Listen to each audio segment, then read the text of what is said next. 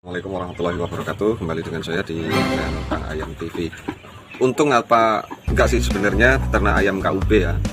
Mulai dari pelihara DOC, jadikan indukan, kemudian ditelurkan, kemudian telurnya kita tetaskan, kemudian hasil tetasnya DOC-nya kita besarkan sendiri. Ini real apa yang saya alami, apa yang terjadi di kandang saya, di ayam-ayam saya ya. Jadi bukan sekedar untuk bikin konten cari view, enggak teman-teman. Ini benar-benar apa yang saya alami, yang saya akan sendiri ceritakan ini ya. Oke, silahkan subscribe dulu ya, jangan di skip, silahkan disimak sampai akhir. Jadi awal mula saya bisa beternak ayam itu karena tadinya saya bingung saya itu mau usaha apa. Tadinya kan saya kerja berat ya, kerja di bangunan saya. Nah, tapi kemudian kondisi fisik saya sudah tidak memungkinkan lagi karena ada penyakit kronis yang saya idap. Itu saya sudah tidak bisa lagi kerja berat, jadi saya itu bingung saya mau usaha apa, sementara saya modal juga tidak ada. Nah, kemudian dari nonton di YouTube saya mendapatkan informasi dari sana bahwa peternak ayam kampung itu cukup prospektif dan cukup menguntungkan. Itu kata mereka ya, kata mereka. Jadi saya jadi tertarik waktu itu kan.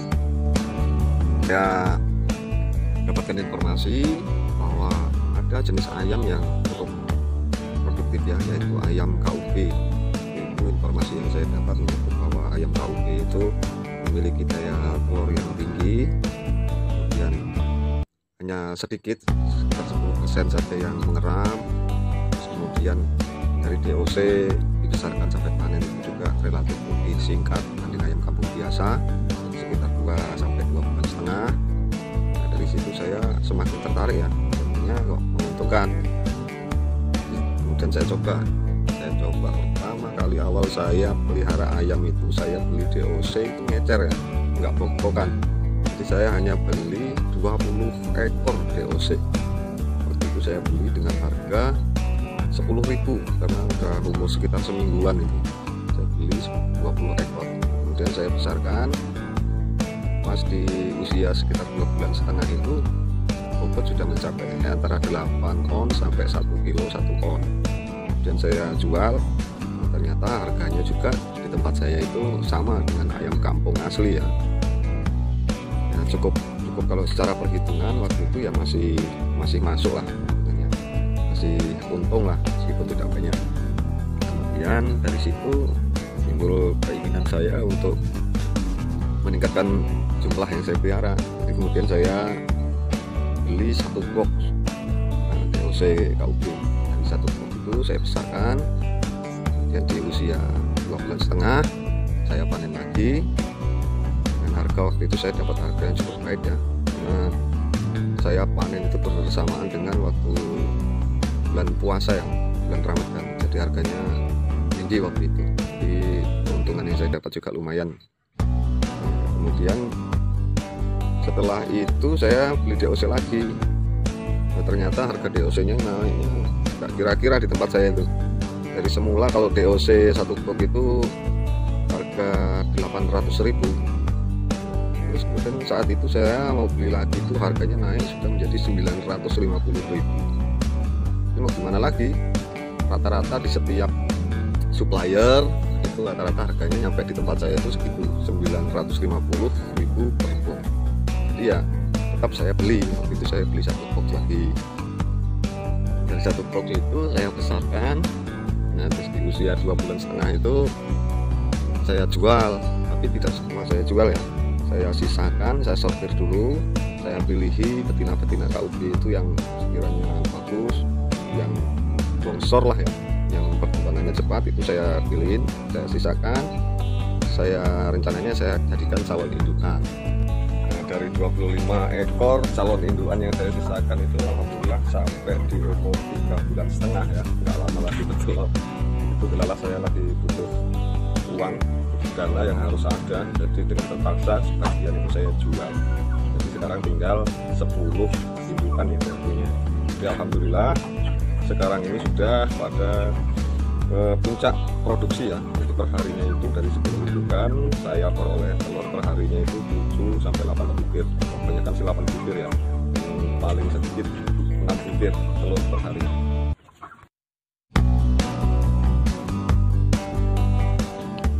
Jadi setiap hari saya hasilkan 8 telur itu ya. Nah, kalau sedikit 7 telur ya 7 sampai 8 telur per hari.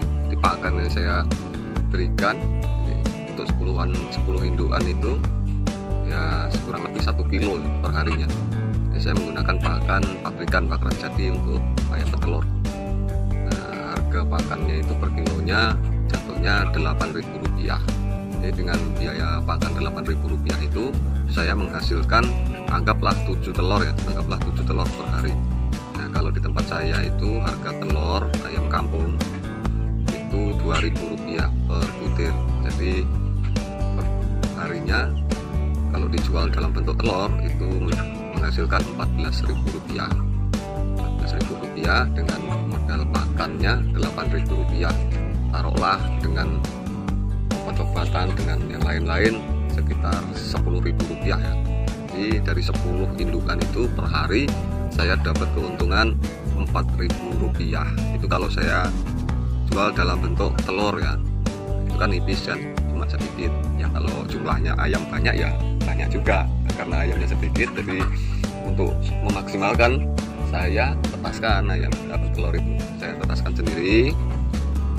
Nah, dalam seminggu saya berhasil mengumpulkan telur itu anggaplah 50 butir per minggunya ya.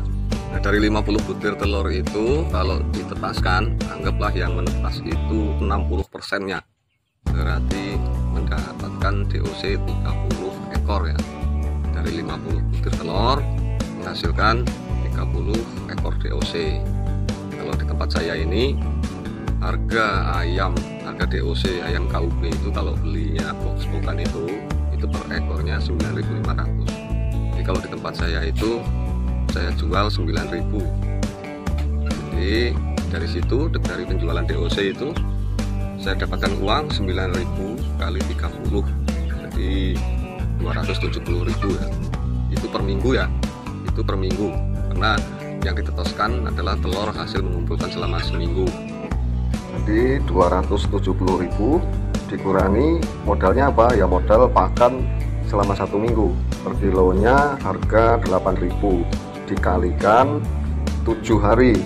Jadi sekitar 56.000. Taruhlah dengan obat-obatan, vitamin dan lain-lain itu menjadi 60.000 per minggunya. Tambah lagi biaya listrik untuk penetasan telur ya anggaplah 25.000. Jadi jumlah total modal yang dikeluarkan selama 1 minggu plus listrik penetasan itu Rp85.000. Nah tadi hasil dari penjualan DOC kan 270.000. Jadi 270.000 dikurangi 85.000 sama dengan 190.000. Jadi itu ya. Jadi selama 1 minggu telur yang dihasilkan 50 butir kemudian ditetaskan menetas 60%, jadi 30 ekor DOC. Kemudian jumlah modal yang dikeluarkan untuk pakan, obat, listrik dan lain-lain 85.000. Kita masih dapat keuntungan bersih sekitar Rp185.000. Tadi hasil sebesar itu kalau kita hanya sebatas sampai dengan menjual DOC ya. Tentunya kalau DOC-nya itu kita besarkan sendiri, kemudian kita jual nanti kita jual dagingnya, kita besarkan sendiri, tentunya keuntungannya akan bertambah. Mengenai keuntungannya ya relatif ya, besarnya tergantung dari cara pemeliharaan kita, tergantung dari harga pakan, tergantung dari harga jualnya. Tapi ya tetap saja lah, walaupun kecil tetap keuntungannya akan semakin banyak jika DOC-nya dibesarkan sendiri. Nah itu tadi adalah hitungan manisnya teman-teman ya, hitungan manisnya, karena tentu saja tidak semudah itu, harus benar-benar diusahakan untuk mencapai hasil yang seperti itu, karena banyak sekali faktor yang menentukan keberhasilannya, mulai dari kesehatan indukannya, kemudian dari keberhasilan penetasannya. Itu sangat nggak semudah yang kita bayangkan ya. Jadi diperlukan pengetahuan, pengalaman dan terus belajar, itu harus tuh, karena kan pemula harus terus banyak belajar ya, terus dapatkan informasi dari mana saja, belajar dari mana saja, karena tidak semudah membandingkan telapak tangan kalau mau ngomongin untung atau rugi ya. Kalau tidak berjalan sesuai dengan yang kita rencanakan, kurang pengetahuan kita, kemudian cara pemeliharaan kita tidak sesuai ya, boro-boro mau untung bisa-bisa ya habis ayam sekandang, habis modal. Jadi tips saya buat para pemula atau buat rekan-rekan yang ingin memulai usaha peternak ayam, tips saya yang pertama, cari ilmu sebanyak-banyaknya, cari informasi sebanyak-banyaknya, bisa dari buku, bisa dari YouTube, bisa dari internet, bisa dari peternak-peternak yang sudah berhasil, yang sudah senior. Ambil ilmu dari mereka, kemudian sudah tahu teori, setidaknya secara teori sudah menguasai, baru coba kalian terapkan ilmu yang sudah didapat itu dengan awal yang kecil saja, mulai dengan pelihara DOC dalam jumlah yang sedikit saja dulu. Nah, kuasai dulu ilmu pemeliharaan dari DOC sampai dewasa, sampai bisa menghasilkan telur, itu harus dikuasai ilmunya. Jadi kalau untuk pemula sebaiknya jangan dalam jumlah yang banyak dulu, karena risikonya benar-benar tidak bisa diperkirakan ya, ayam itu risikonya sangat besar. Oke, demikian tadi itu pengalaman saya ya, ini real yang terjadi di kandang saya, ini saya alami sendiri. Jadi ini bukan cuma sekedar buat konten aja, tapi ini saya menceritakan yang sebenarnya. Buat rekan-rekan yang ingin memulai, silakan, harus tetap semangat. Yang penting pesan saya, dimulai dengan skala yang kecil dulu, sambil kita belajar, sambil kita cari pengalaman, nanti lambat laun bisa kita perbanyak populasi. Oke, demikian video saya kali ini.